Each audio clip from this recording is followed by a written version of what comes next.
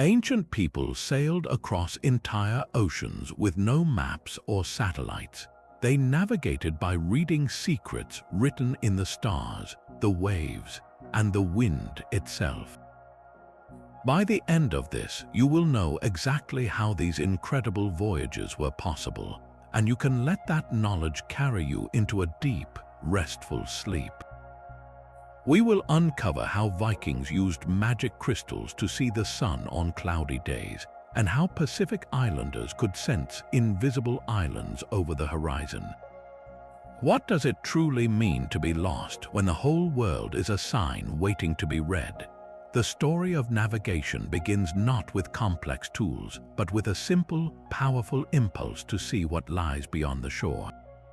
Over 60,000 years ago, the first humans arrived in Australia. To reach that continent, they had to cross open water, making them the world's very first mariners. Their journey stands as one of humanity's greatest and most mysterious adventures. These ancient travelers could not simply follow a coastline. They faced a voyage across the deep blue unknown. So how did they do it with technology we would consider almost non-existent? Their methods were born from a deep, patient reading of the natural world. They likely watched the paths of migratory birds, seeing flocks fly consistently in one direction and trusting that the birds knew the way to land. They followed ocean currents, feeling the pull of the water and understanding it as a liquid pathway. They observed the buildup of clouds on the horizon, a subtle sign that could hint at the presence of an unseen island beneath them. Every wave and every breeze carried a message. Their vessels were probably simple, perhaps little more than rafts, yet they carried the future of our species across the sea. This was not a single daring leap, but a slow, generational expansion, a story written not on paper but on the water itself.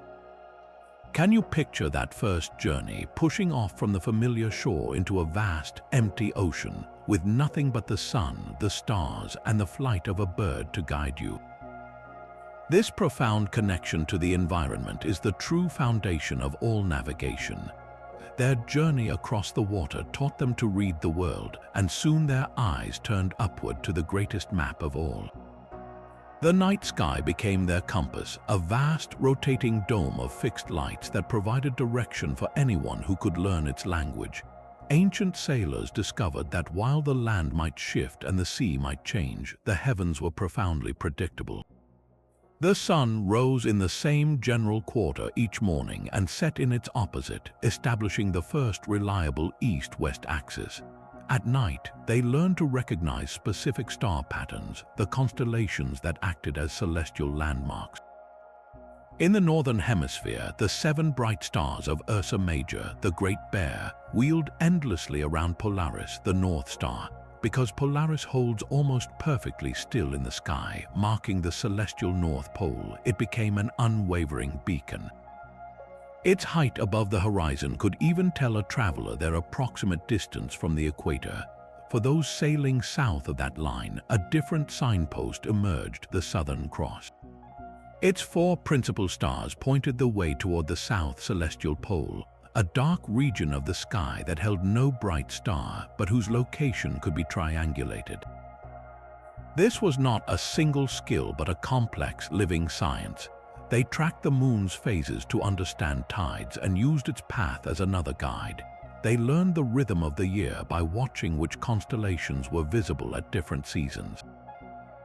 The entire sky was in motion, a great clockwork turning with a reliability that the chaotic ocean lacked. Can you sense the profound comfort they must have felt, looking up from a tiny boat on a vast, dark sea to see that familiar, steadfast arrangement of stars? It was a map that could not be lost or washed overboard, a constant companion on the most treacherous of voyages.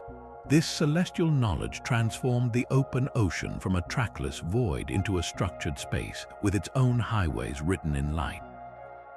Yet this celestial map had its limits beneath the thick clouds of a stormy night.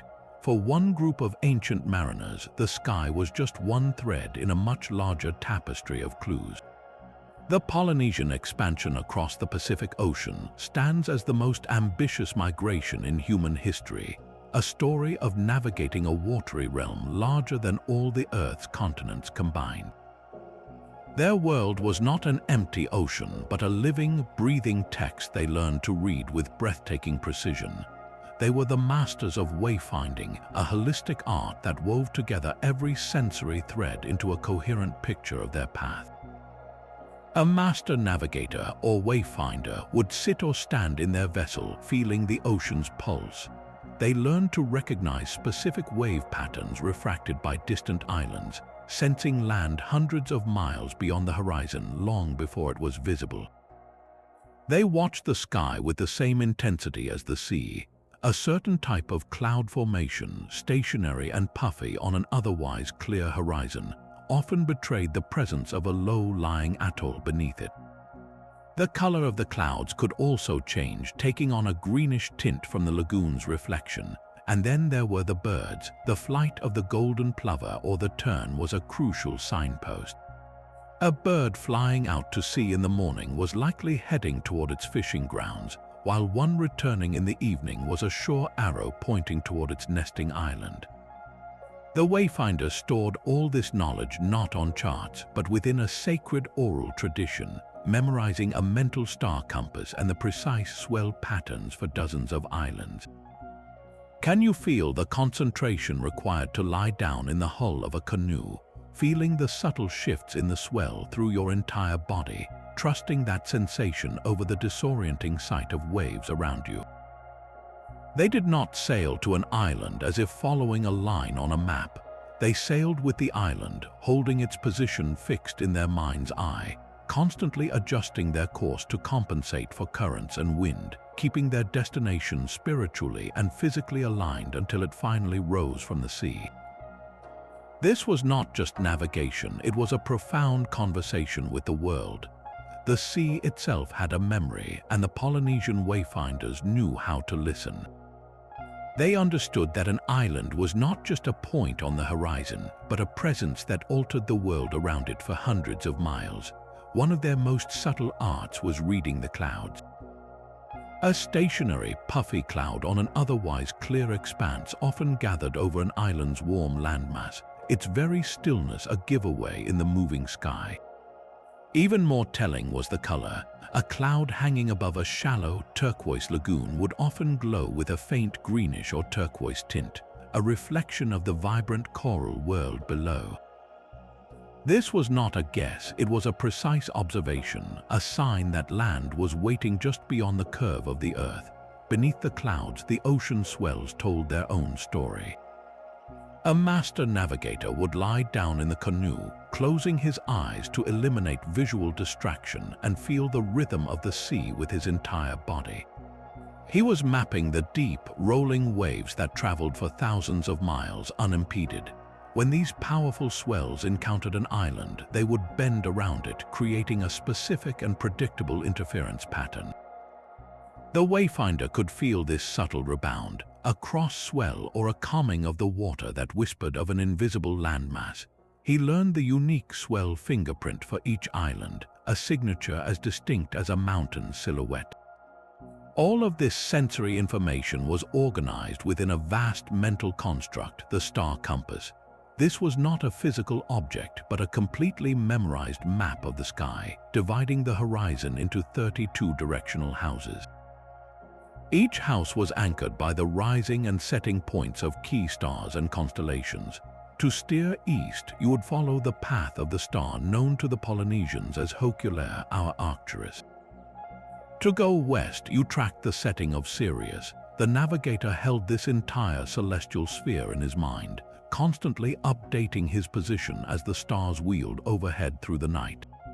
He was not just sailing on the water, he was sailing across the sky, his course charted by the unerring motion of the heavens.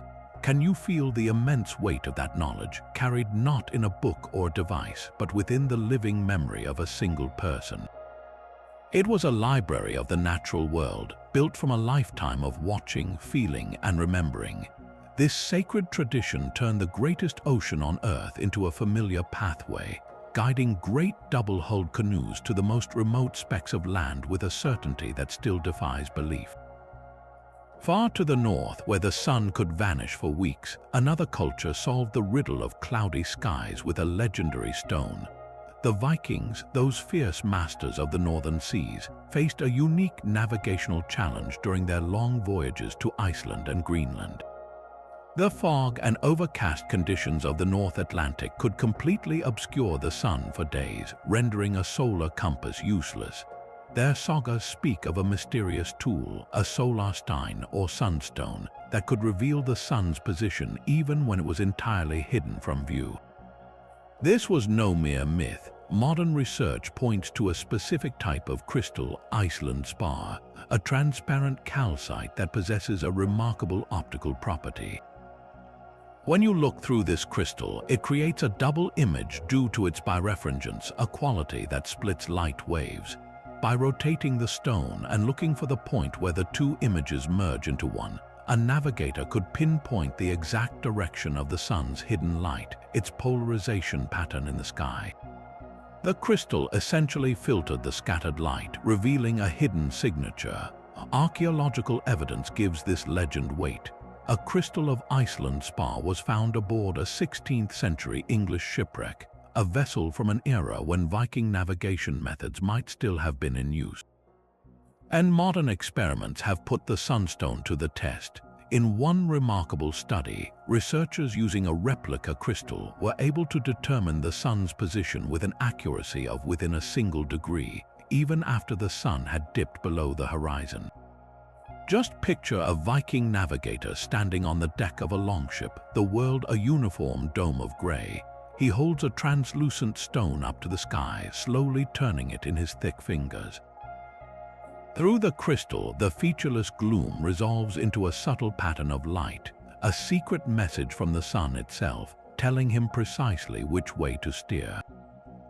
This was not magic, but a profound application of hidden physics. Can you feel the certainty that must have provided the confidence to press onward into the foggy unknown, trusting in a stone to see the unseen?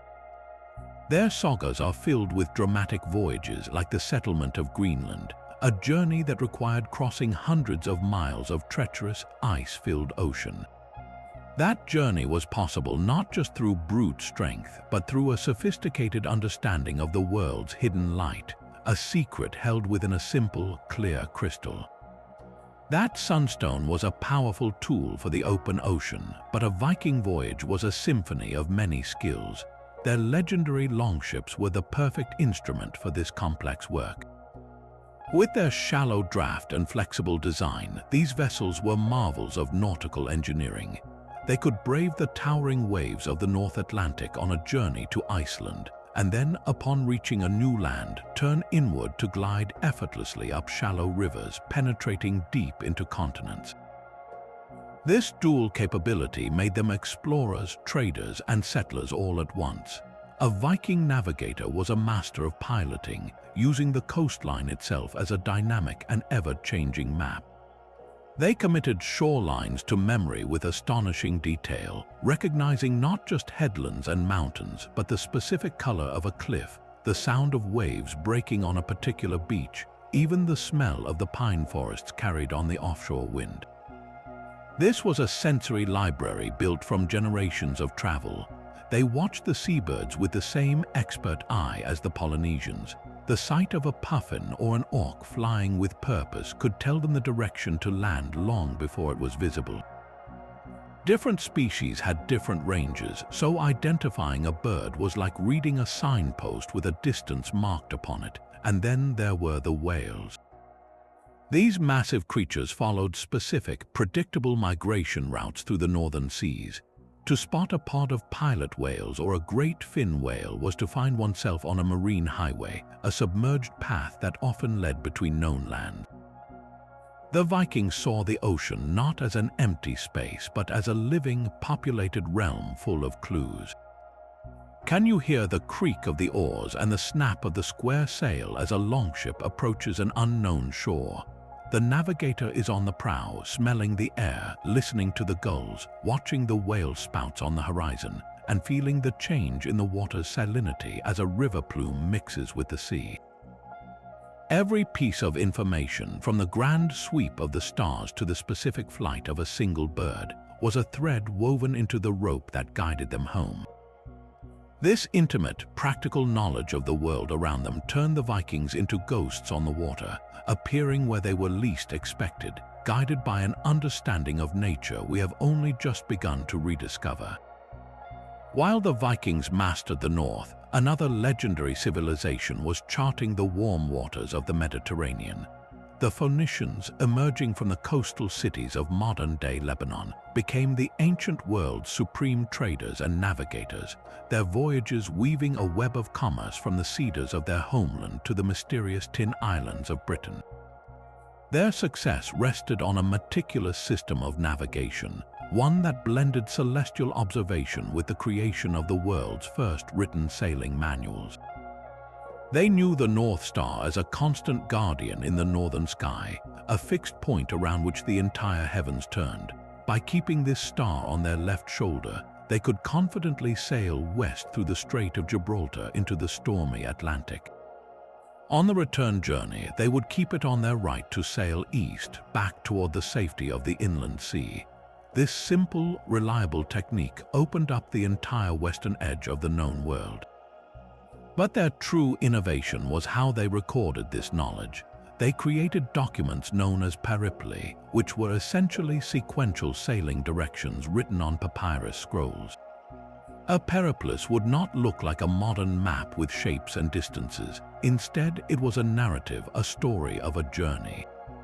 It would describe the coastline day by day, noting that after 2 days of sailing from a certain headland, you would see a river mouth with distinctive red cliffs, and that the following day, a bay with a safe anchorage would appear just before a mountain that looked like a sleeping giant.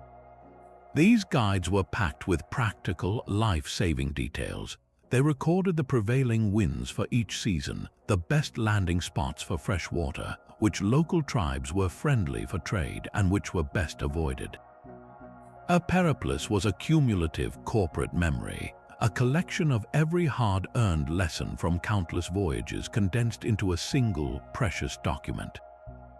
Can you envision the captain of a Phoenician galley, unrolling his worn scroll by the light of an oil lamp, reading aloud to his crew the description of the coast they would see tomorrow, a coast he himself had never laid eyes on? He was steering not just by the stars above, but by the written experiences of those who had sailed before him. This combination of celestial constancy and recorded wisdom turned the vast, unpredictable Mediterranean into a familiar marketplace, connecting continents and fueling an empire of trade that lasted for centuries. This sophisticated device, the astrolabe, was a portable universe held in the palm of one's hand. Its origins trace back to the brilliant minds of the Hellenistic world, where astronomers first conceived of a model that could project the celestial sphere onto a flat metal plate. But it was the scholars of the Islamic Golden Age who perfected this instrument, engraving its discs with intricate star maps and complex scales, transforming it into the world's first analog computer. Its primary function at sea was beautifully simple yet profoundly powerful. It measured the altitude of stars and planets above the horizon. A mariner would hold the astrolabe by a ring at its top, letting it hang perfectly vertical. He would then sight a specific star, often Polaris, through 2 small pinholes on a moving component called the alidade. By reading the scale where the alidade pointed, he could determine the star's exact height in degrees. This single measurement, this angle, was the key to unlocking his position on the vast, featureless ocean. Because the altitude of a celestial body changes predictably as you travel north or south, knowing the height of Polaris above the horizon told a sailor his latitude with remarkable accuracy. If the star appeared higher in the sky, he was farther north. If it appeared lower, closer to the horizon, he was farther south. This transformed navigation from a matter of pure estimation into a precise science of angles and degrees. Can you feel the weight of that brass instrument, cool and heavy in your hand, its etched lines capturing the paths of distant suns?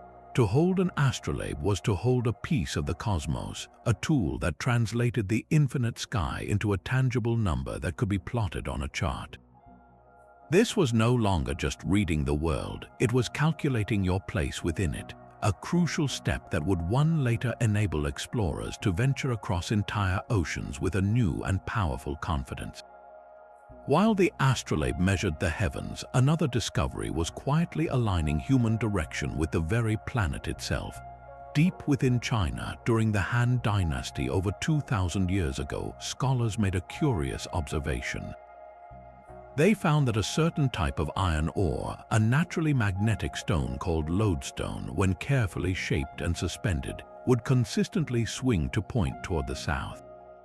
This was not a tool for sailors at first, but for mystics. It was used in the art of feng shui, for aligning buildings and graves in perfect harmony with the unseen forces of the earth.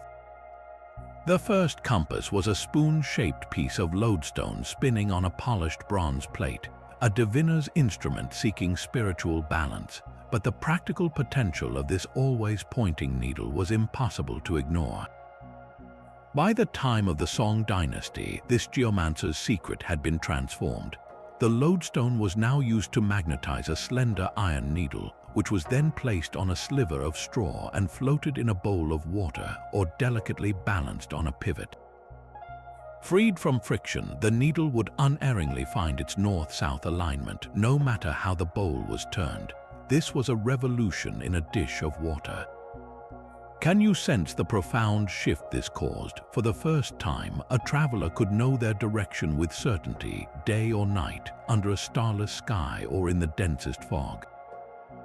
Direction was no longer a matter of interpreting waves or guessing at a hidden sun. It was a fundamental force as reliable as gravity, made visible by a trembling sliver of metal. This simple device would eventually travel west, changing the entire course of global exploration, but its first great voyages were aboard the ships it was born to guide. The Chinese junks were the oceanic giants of their age, unparalleled in size and engineering for centuries. These were not the slender longships of the Vikings or the galleys of the Mediterranean, but vast floating fortresses. Their most distinctive feature was the fully battened lug sail, a masterpiece of canvas and bamboo that could be raised and lowered with a system of ropes like a modern Venetian blind, allowing the crew to reef the sail quickly in a sudden squall. The hulls were divided into multiple watertight compartments, a safety innovation that would not appear in European shipbuilding for over 1,000 years. A massive stern-mounted rudder gave them unparalleled control. These were the vessels that carried the magnetic compass into the wide world. Led by the great Admiral Zheng He in the early 15th century, enormous fleets of these junks, some carrying hundreds of sailors and vast treasures, sailed across the Indian Ocean. They ventured to the coast of East Africa, to Arabia, and to Southeast Asia, following the compass needle south and west. The compass gave them the confidence to sail across open water, far from the sight of land, knowing they could always find their way back. They combined this new tool with ancient wisdom, using their knowledge of monsoon wind patterns to ensure a safe passage. The compass told them the direction, while the monsoons provided the power. It was a perfect partnership of technology and tradition. Picture one of these great junks, its pungent smell of teak and spice, its colorful sails straining against the wind, moving steadily through the night. In a quiet cabin, a navigator watches a needle tremble in a lacquered bowl, its constant pointing a silent promise that no matter how far they journeyed, the way home was always known. That trembling needle in a bowl of water would travel west along the Silk Roads, a secret carried by traders and scholars until it reached the Mediterranean. There, in the bustling port cities of Italy, it sparked a revolution.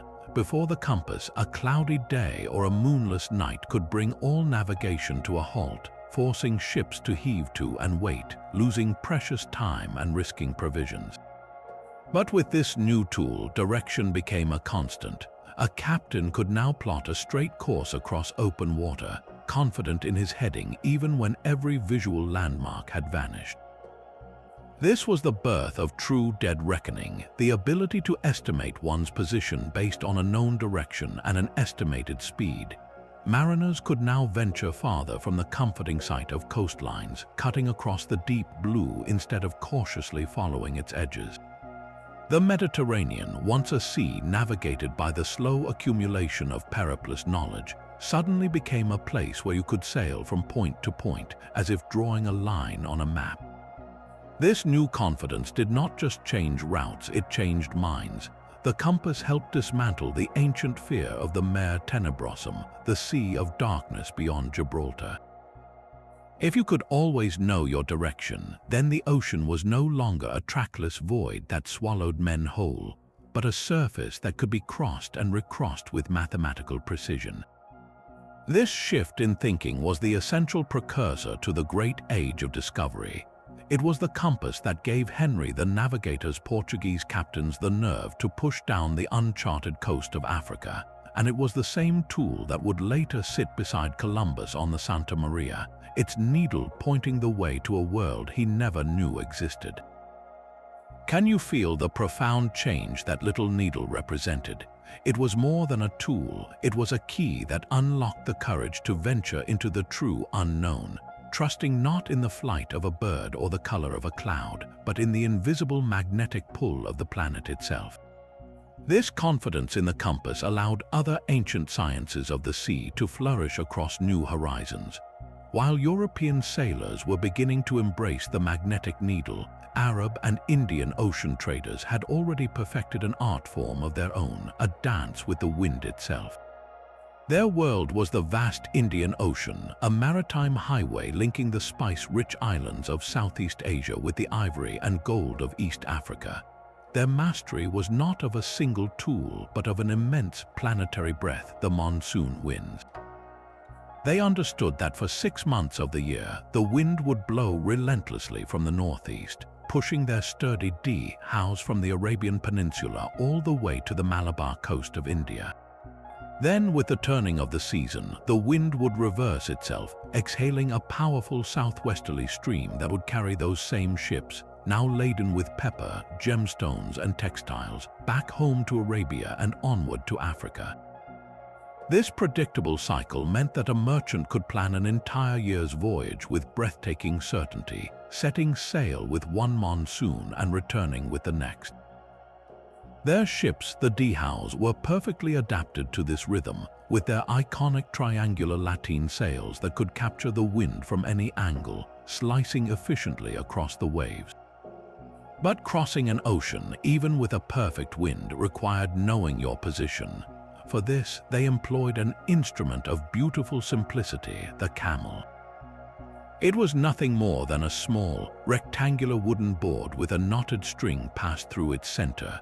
A navigator would hold the board at arm's length, lining up its bottom edge with the horizon and its top edge with a specific guiding star like Polaris.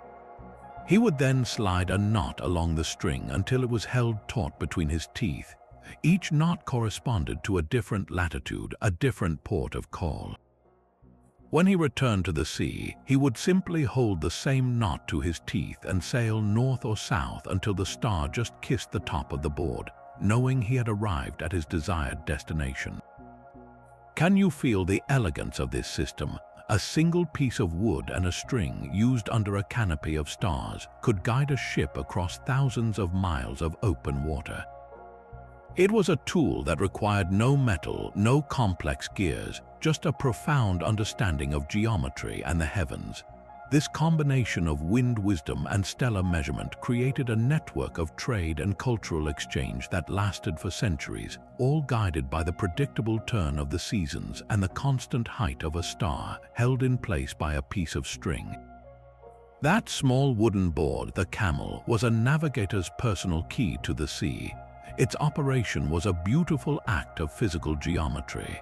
A sailor would hold the rectangular plate at the end of its string, stretching his arm out completely. He would then position the board so that its lower edge lined up perfectly with the horizon. With his other hand, he would slide a specific knot along the string, pulling it taut to his nose or teeth until the upper edge of the board just touched the star Polaris. Each knot on that string was tied during a previous voyage, carefully calibrated to correspond to the exact star height observed when arriving at a major port. One knot meant you had reached the latitude of Hormuz, another signaled the approach to Calicut, a third marked the safe passage into Zanzibar. To sail to a destination, you simply found its knot, held it to your face, and then sailed north or south until the star and the horizon aligned with the board's edges once more. You were essentially sailing along a line of constant latitude, a celestial highway drawn in the night sky. This simple, brilliant tool transformed an abstract concept like latitude into a tangible, repeatable measurement, all contained in a piece of wood and a cord.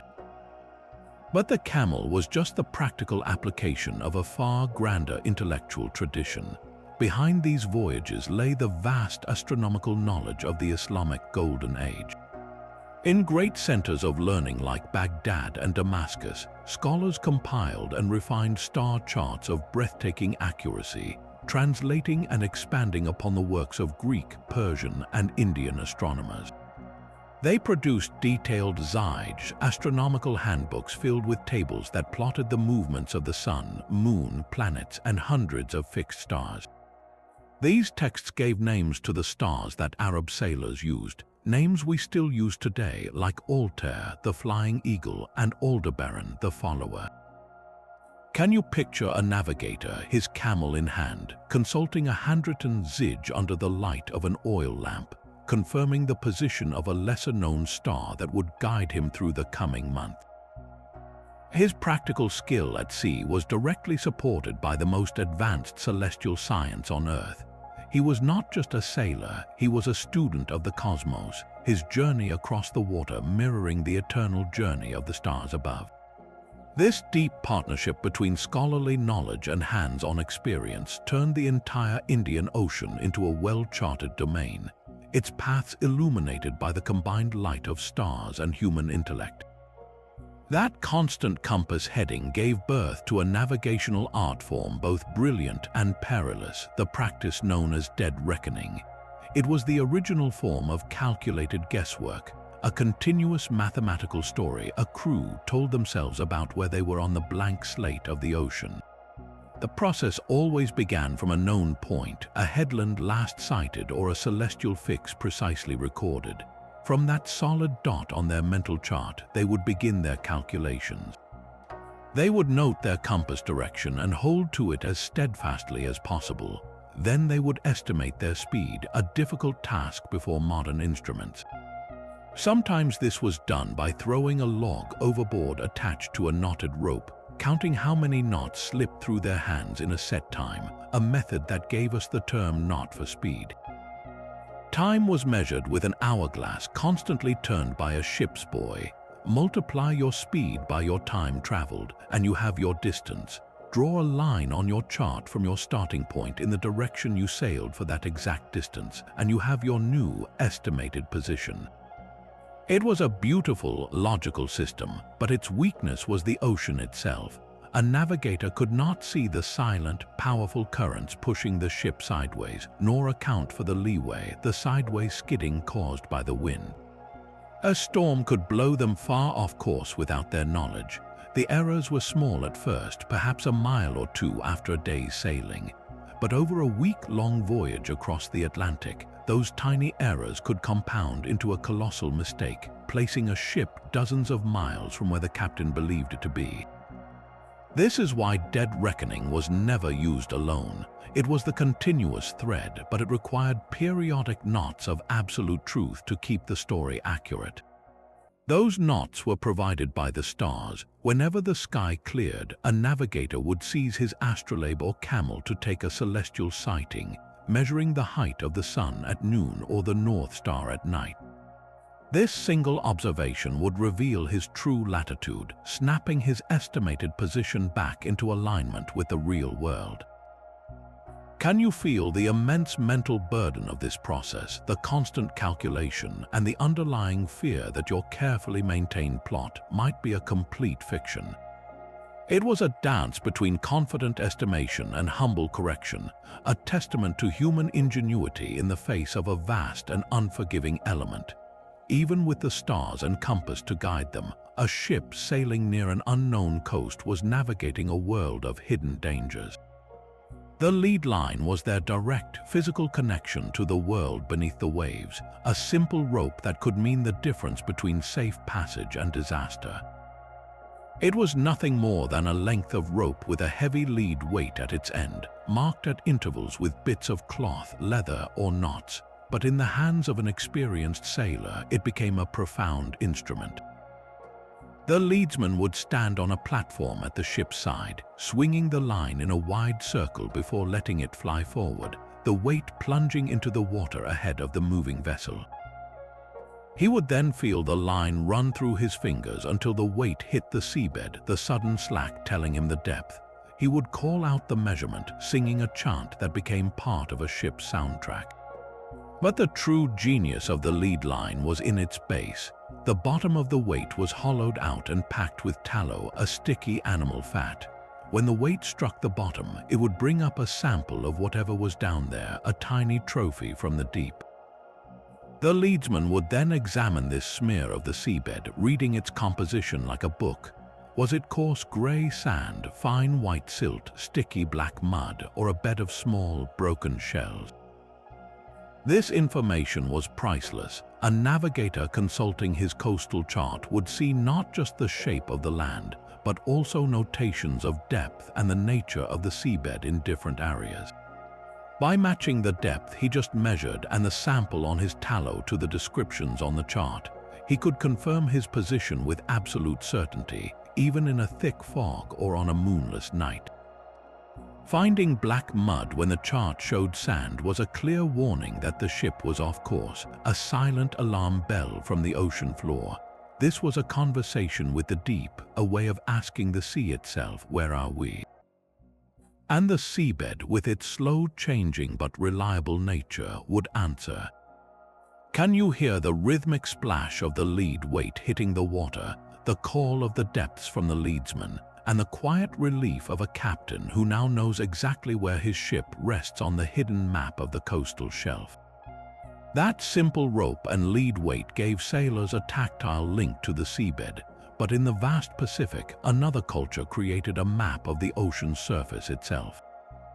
The people of the Marshall Islands developed one of the most abstract and brilliant navigation systems ever conceived, a system recorded not on parchment but on carefully assembled stick charts.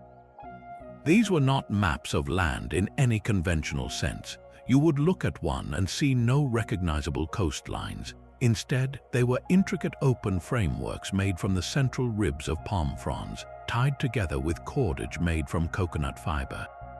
Small cowrie shells were attached at key intersections. To the uninitiated, it looked like a delicate geometric sculpture, but to a trained Marshallese navigator, this framework was a detailed diagram of the ocean's energy, a chart of waves and swells. The curved sticks did not represent islands, but rather the refraction patterns, the way the deep ocean swells bent and rebounded as they encountered an atoll. The shells were not decorative, they marked the precise location of the islands themselves, the fixed points around which this aqueous dance occurred. A student navigator would spend years learning to read these charts, running his fingers along the sticks while his teacher described the specific feeling of each swell pattern. He would learn to feel the kamalang, the smooth, rolling swell from the east, and the nyalap, the northwesterly swell that refracted around a specific island chain. The chart was a mnemonic device, a physical model of knowledge that was ultimately internalized, carried in the navigator's mind and body. Can you feel the profound difference in perspective?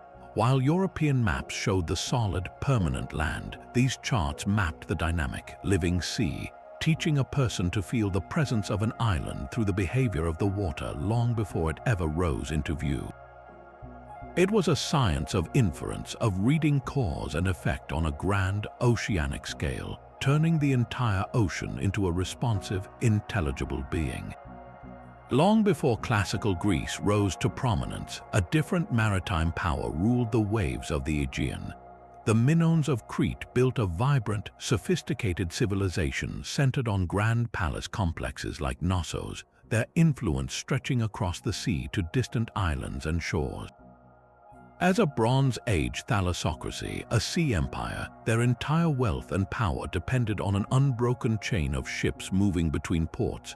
Yet we have no surviving sailing manuals, no detailed maps, only the silent artifacts they left behind.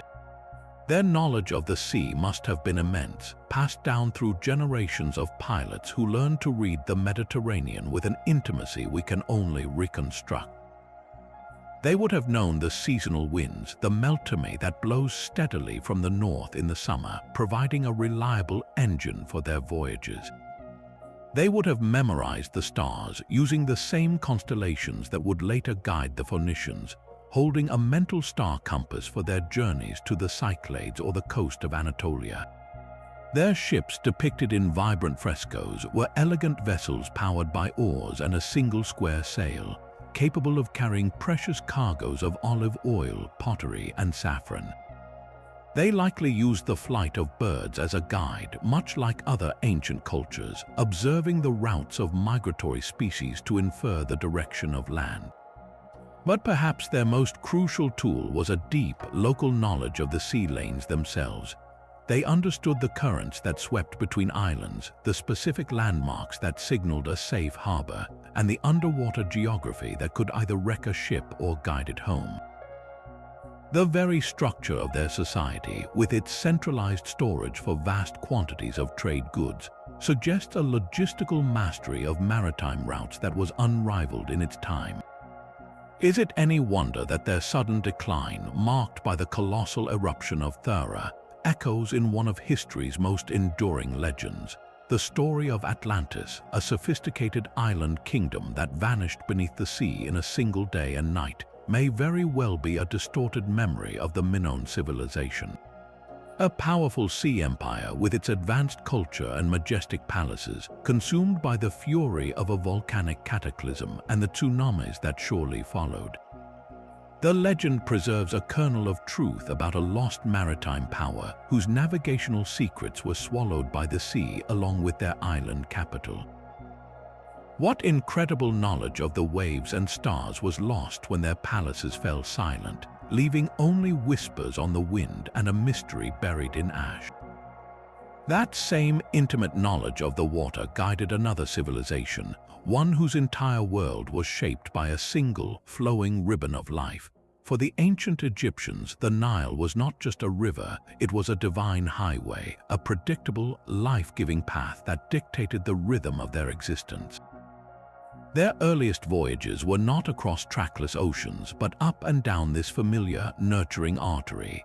They built their first boats from bundles of papyrus reeds, lashed together into elegant, shallow draft vessels perfectly suited to the river's calm waters. A journey on the Nile required no complex instruments.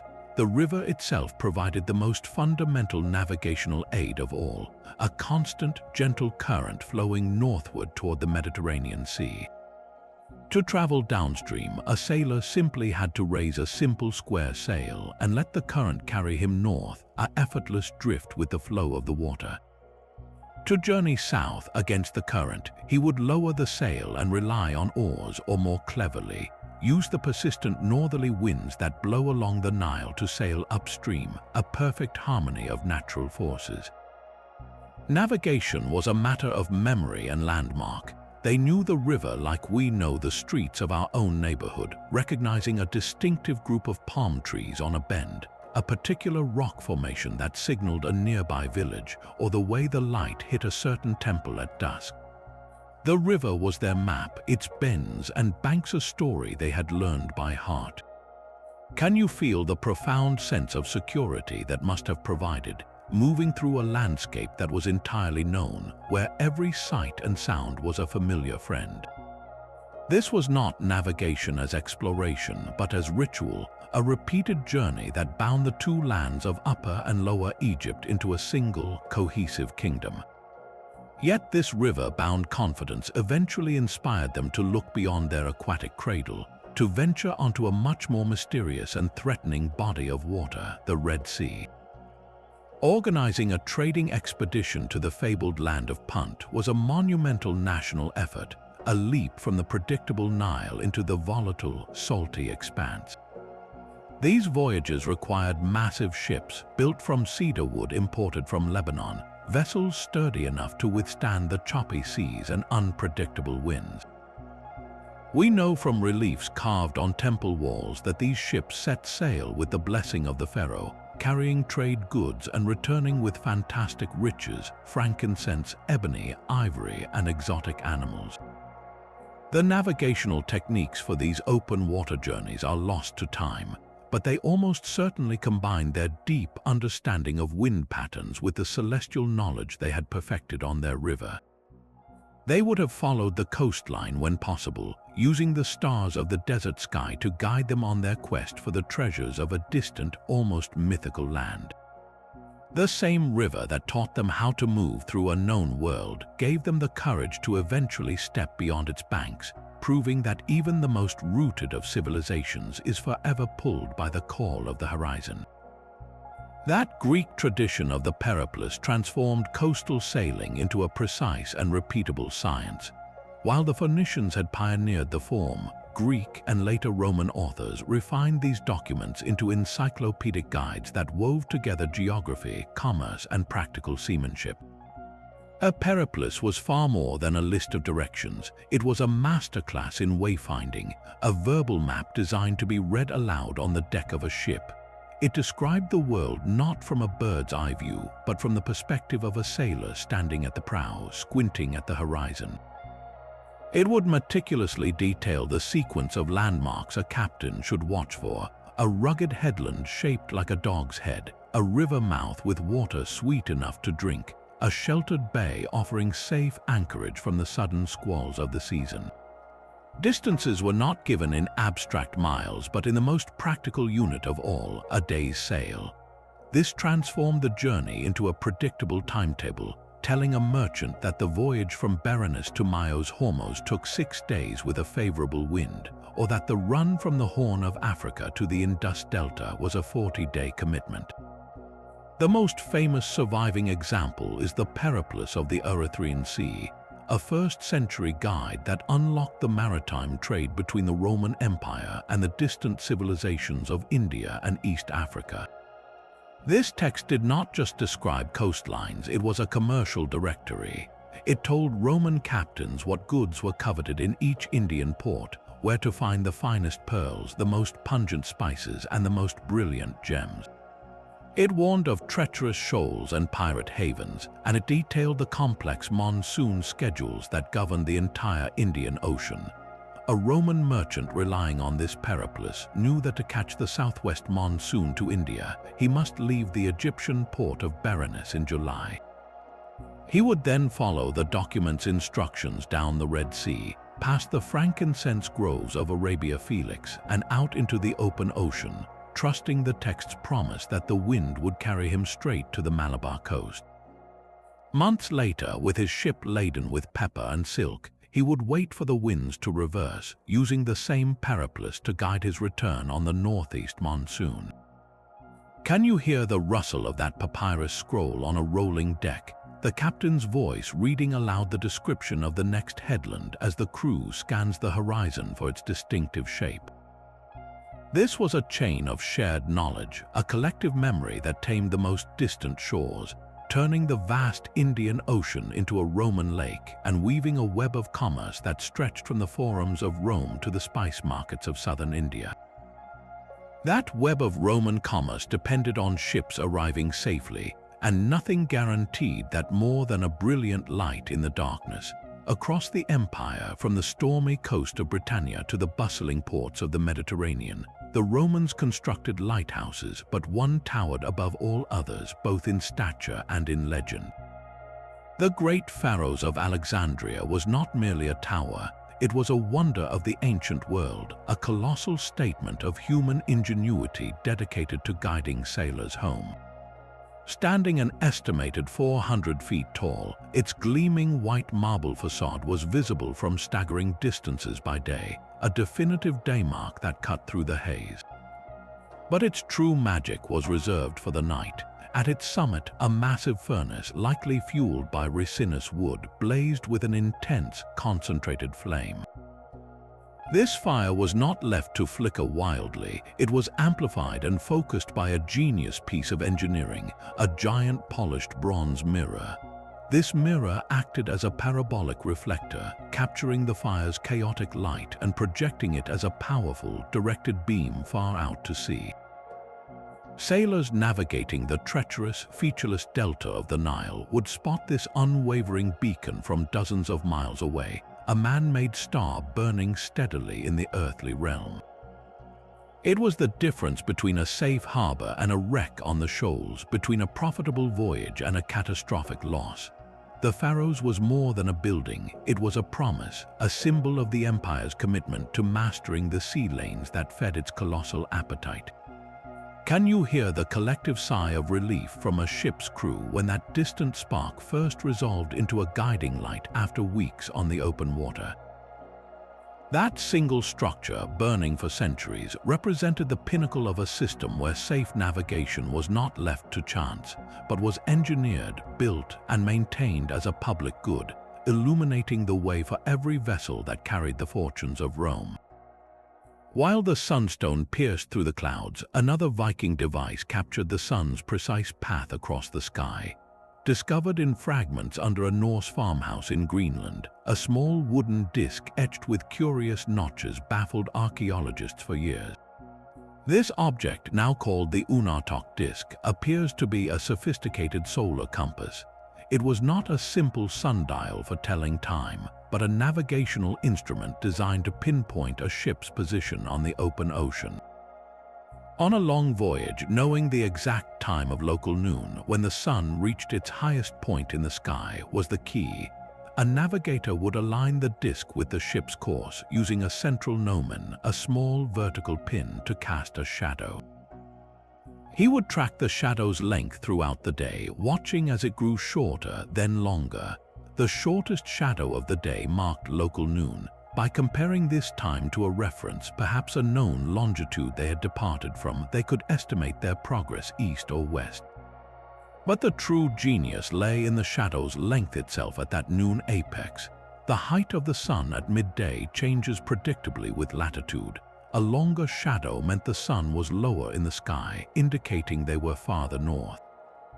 A shorter shadow meant the sun was higher, signaling they had sailed farther south.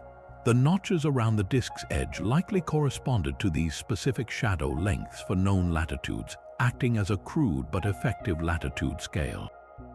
Can you see a Viking sailor, his face turned upward to the sun, carefully adjusting the wooden disc on a rough-hewn table, reading the story of his voyage in the silent, shifting line of a shadow? This simple piece of carved wood provided a constant solar fix, a way to sail a steady line of latitude across the Atlantic. It was this very technology, this ability to hold a course using the sun's daily arc, that may have guided Leif Erikson's ship all the way to the coast of Newfoundland, a journey that connected two worlds with nothing more than a sliver of wood and a careful eye on the sky. That shadow cast by the Unartok disc was one way to find direction, but ancient mariners also placed their trust in living compasses. The natural world was not just a collection of signs to be read, it was filled with fellow travelers who knew the way. The oldest stories of seafaring are filled with animals acting as guides. In the Epic of Gilgamesh, the world's oldest great story, the hero Utnapishtim releases a dove, then a swallow, and finally a raven from his ark to find receding floodwaters, a powerful metaphor for that primal hope of finding land. This was not mere poetry, it was practiced science. Polynesian wayfinders carried frigate birds on their long voyages. These magnificent seabirds have a crucial limitation. They cannot land on the water because their feathers are not waterproof. If released when no land was near, the bird would inevitably return to the ship, its only perch. But if the navigator sensed they were close to an unseen island, he would set the bird free. The frigate bird would fly high, its keen eyes scanning the vast expanse, and if it spotted land, it would fly straight toward it, never returning to the vessel. If it returned, the navigator knew they had to continue their search. This was like having a living scout with a telescopic view of the horizon. Beyond birds, sailors learned to follow the great migratory routes of ocean giants. Whales, moving with the seasons along predictable highways between feeding and breeding grounds, became swimming signposts. To see a pod of humpbacks was to know you were on a specific marine corridor, a path that often connected known land. Sea turtles, too, were reliable guides. Their astonishing navigational abilities, which we are still unraveling today, lead them across thousands of miles of open ocean to return to the very beaches where they were born to lay their own eggs. Ancient sailors, observing this unwavering homing instinct, would have understood that the turtle possessed a secret knowledge of the sea, a deep internal map. By following these creatures, or simply by traveling the same currents they used, a vessel could find itself carried along a natural, living thoroughfare. Can you sense the profound trust this required? In an age without instruments, you placed your fate not only in the stars and waves, but in the innate wisdom of another species, believing that the bird's instinct for land or the whale's memory of a route was a force as reliable as the turning of the earth itself. The sea was never just water and wind. It was a living, conscious force with a temper and a will. Ancient mariners knew their survival depended not only on skill but on the favor of powerful, unpredictable deities. In the Mediterranean, the Greek god Poseidon ruled the waves, his trident a symbol of both the sea's terrifying power to shatter ships and its life-giving bounty. Before any voyage, sailors would offer prayers and sacrifices, desperately seeking to calm his famous wrath. A sudden storm was not just bad weather, it was a clear sign of the god's displeasure. Yet this relationship with the divine was not one-sided fear, it was a complex navigation of its own. The stars themselves were often seen as divine beings or the creations of gods. The constellation Orion, the great hunter, was a familiar figure in the winter sky, his rising and setting marking the seasons for sailors across cultures. By deifying these celestial bodies, sailors transformed their practical star charts into a sacred map, a realm governed by predictable, immortal powers. This fusion of myth and method provided a crucial psychological anchor. When the waves rose like mountains and the wind screamed through the rigging, a prayer to Poseidon was an act of agency, a way to find courage in the face of chaos. It was the belief that human ritual could influence the very elements.